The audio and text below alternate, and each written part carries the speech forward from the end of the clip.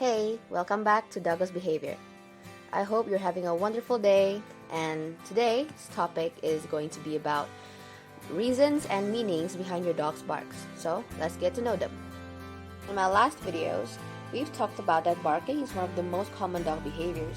But why do they bark? Is there any meaning behind those barking sounds, and how do we know? So, let's start. Statistics from the North Shore Animal League indicates that roughly 10% of all dogs adopted from the U.S. shelters are eventually returned because of behavioral problems. But recent studies by the Humane Society have gotten to the heart of this matter, revealing that a full 41% of those problems specifically involve excessive, distracting, and often hostile barks.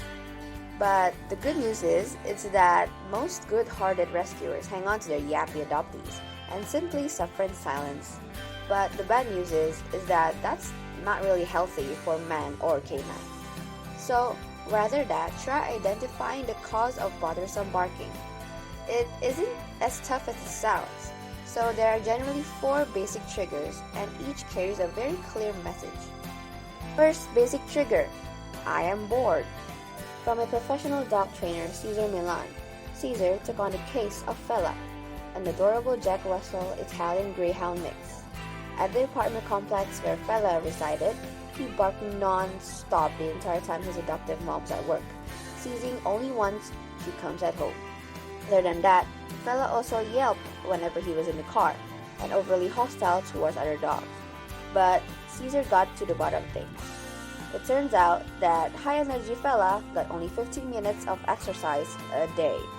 So, while separation anxiety was obviously a factor here, it was merely symptomatic of a much greater problem. Poor Fella was bored out of his mind. Into How Dogs Think by psychologist and author Stanley Coren asserts that in a case like Fella's, how long a dog barks has everything to do with the message being sent. The underlying rule, he says, seems to be that the longer the sound, the more likely the dog is making a conscious decision about the nature of the signal and the behavior that are about to follow. Taking into account the rate of repetition, Coren notes that it is also critical to accurate interpretation. Sounds that are repeated frequently or at a rapid rate indicate a degree of urgency. After some talks with Cesar, Fella's owner got the message and admits that she had been selfish in not devoting more time to developing an exercise regimen that would address Fella's considerable needs. So with Cesar's help, she worked out a rigorous daily walking routine, as well as morning rituals that involve brief but increasingly lengthy periods of separation. This is meant to prove to Fella that his owner's leaving did not signify permanent abandonment.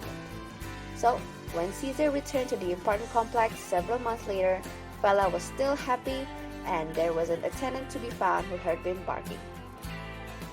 I'm spoiled. In this case, Cesar met Prada, a pampered Pomeranian, and the pup had become a Class A brat. She worked herself into barking fits when she didn't get what she wanted, and worse, used her considerable charms to attract house guests' attention, only to turn on them and growling in a threatening way. But that's not the problem here. The problem is the mindset of her owners. Guilt and grief stricken over the loss of Prada's mate, Gucci, 2 years earlier. Prada required the standard rehabbing rituals, learning to walk the walk, being given toys when she was in a calm, submissive state, but it was her owners who really had their work cut out for them. They were overindulging the dog to make themselves feel better.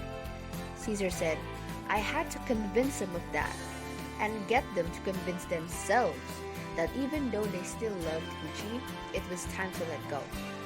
Once Prada's owners were able to shake that guilty mindset, they were able to lead their pack, and the belligerent barking became a thing of the past. As with humans, it's the context in which a sound is uttered, be it a word or a bark, that ultimately determines its meaning. In the New York Times bestseller Inside of a Dog, author Alexandra Horowitz writes, a sound a dog makes while wagging merrily means something different than the same sound delivered through bared teeth. But more importantly, she said, there is a reason to believe dogs and all non-human animals respond innocently. In many cases, a sound will have a reliable effect on those in the surrounding. Think fire or free money. Or in Prada's case, Caesar would say, "You need to cut the crap," crap, himself said. because dogs Because don't dogs lie. don't lie. I'm confused. It's Sonny, a rescued German Shepherd that has a problem with everybody else. So, an early experience with animal control officials had so traumatized him, he was left with a permanent fear of strangers, which he demonstrated by barking loudly when one approached. His owner first rescued him, says Caesar, for his told me that as he hid in his crate with special needs, she petted him over and over whenever one of her clients tried to pet Sony. But what she actually did madly until the client when the dog was fearful. At which point, Sonny himself would dive under his mom's desk and spend the rest of the day weak energy in the process. When he got hungry, he would have gone out of his crate, then she could have offered him food, and the food would have become affection. And though she obviously meant well in this, Sonny's owner hadn't set herself up as an authority figure, with her gentle attempts to coax him out from under her work desk either. Rather than making herself powerful, she was asking for a favor, Caesar recalls. When the dog shuts down and won't move, it's like with horses. You just have to bring him out, get him out, bring him out, and get him out. Then he sees that he doesn't really have a choice. When Caesar, Sonny, and his owner went for their walk, Caesar encouraged her to project the kind of authoritative energy that she routinely projected with her clients, rather than acting as though she were dealing with a scared and an unpredictable dog and human. As she began to practice walking with authority, it got easier and easier to be authoritative in all of her interactions with Sonny. And as his leader's confidence blossomed, so did Sonny's confidence in her, and his fears abated in equal measure. So the last basic trigger is, I'm scared. When a 4-year-old Hoodie, a building agility course champion, his promising career came to a screeching halt. He and his owner were heading home when a team of skateboarding teenagers came by at lightning speed, shouting loudly and coming so close to Hoodie they nearly clipped him. From that moment, the Australian Shepherd was gripped by an intense fear of kids, and that not only made her life difficult.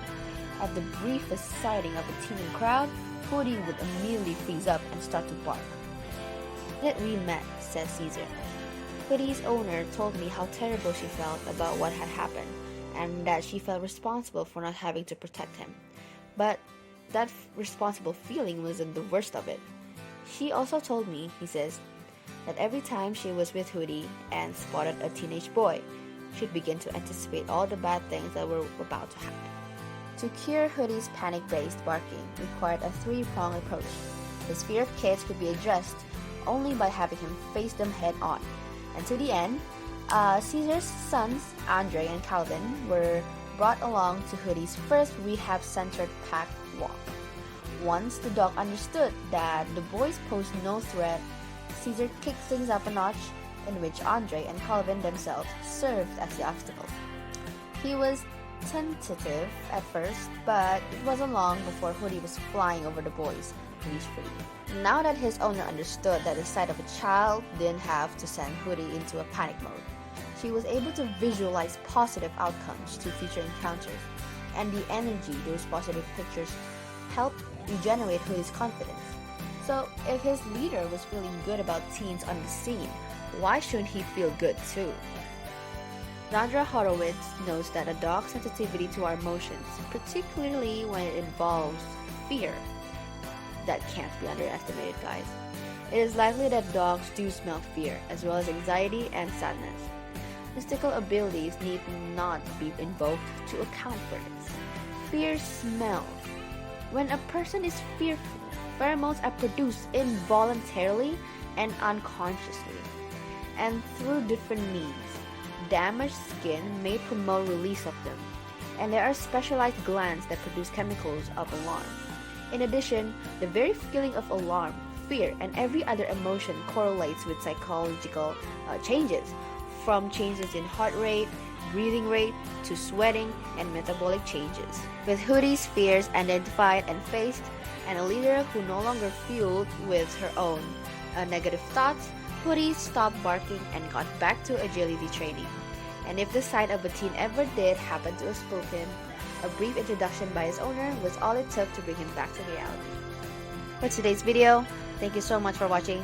As for the upcoming video, we will be talking about the meaning behind your dog's bites. So, as always, have a wonderful day.